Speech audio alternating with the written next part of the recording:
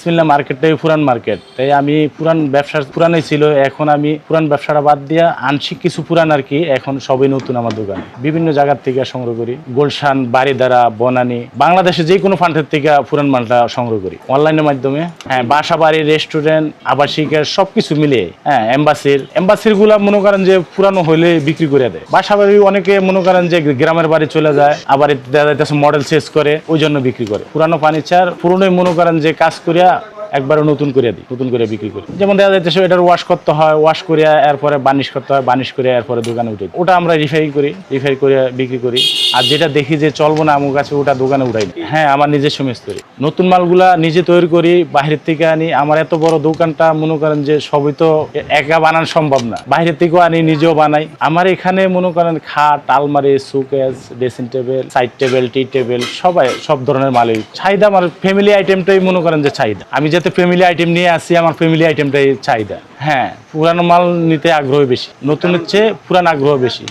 পুরান মালটা মনে করেন যে ভালো পাওয়া যায়। আগে মনে করেন যে তারকাটা দেয়া মনে করেন যে মালগুলা তৈরি করতো, খিল দিয়ে তৈরি করতো, এখন তো সুরাত দিয়ে তৈরি করে। এখন মনে করেন যে পুরান মালটার চেয়ে নতুন মালটার চাহিদা বেশি। কষ্ট তো সবেই, কষ্ট ছাড়া তো কোনো কিছু না, কষ্ট তো সবই কষ্ট। এই সোফাগুলা আনতে কষ্ট হয়, এই যে বাহিরের মালগুলা, পুরান মালগুলা আনতে, এম্বাসির মালগুলা আনতে কষ্ট।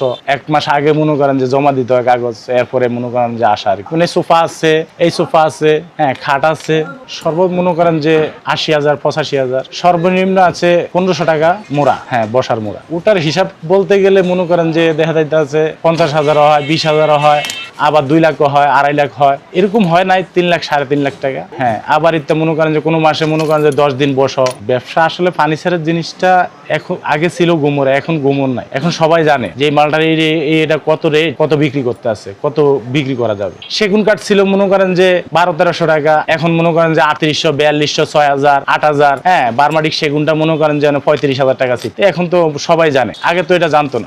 সেটা আমার আসাদ ফার্নিচারের ক্ষেত্রে হবে না, আসাদ ফার্নিচারের ক্ষেত্রে হয় না। এই কাজ করে তারা মনে করেন যে হাসরের মাঠে জবাব দিতে হয়, কিন্তু আমরা তো এই কাজ আমার জানা সত্ত্বেও হবে না। ওই যে যশোর সেগুন রে ইফিলি রোড সাম্বলের যশোর সেগুন করে বিক্রি করে, আকাশি করে বিক্রি করে, কিন্তু আমার কাছে এটা হবে না। আমারটা যেই কাঠ ওটা ওই কাঠেই বলবো না। সেগুনের ভিতরে সেগুনের ভিতরে পার্থক্য নাই। চিটাংই যশোরটা হলো যে রোড সাম্বলের যশোর সেগুন করে বিক্রি করতে আছে, আকাশি করে বিক্রি করতে আছে। হ্যাঁ, আমার পাশে 2 দোকান পরে, 1 দোকান পরে মনে করেন বিক্রি করতে আছে। এই জালিয়াতি আমার দ্বারা হবে না, আমি পারি না। আমি 88 থেকে এই কাঠের জগৎ 88 থেকে এখন আমি দোকানের সেলসম্যান ম্যানেজার। হ্যাঁ, আছে। যেমন দেখা যাচ্ছে গালা স্পিরিট বাদ দিয়ে মনে করেন যে গালা স্পিরিট দেখা যাচ্ছে আমার লাগবে যায় এই মালটাতে মনে করেন যে 200 গ্রাম গালা লাগবে, সেই জায়গায় মনে করেন 50 গ্রাম গালা দিয়ে মনে করেন রং দিয়া করে দিতে আছে।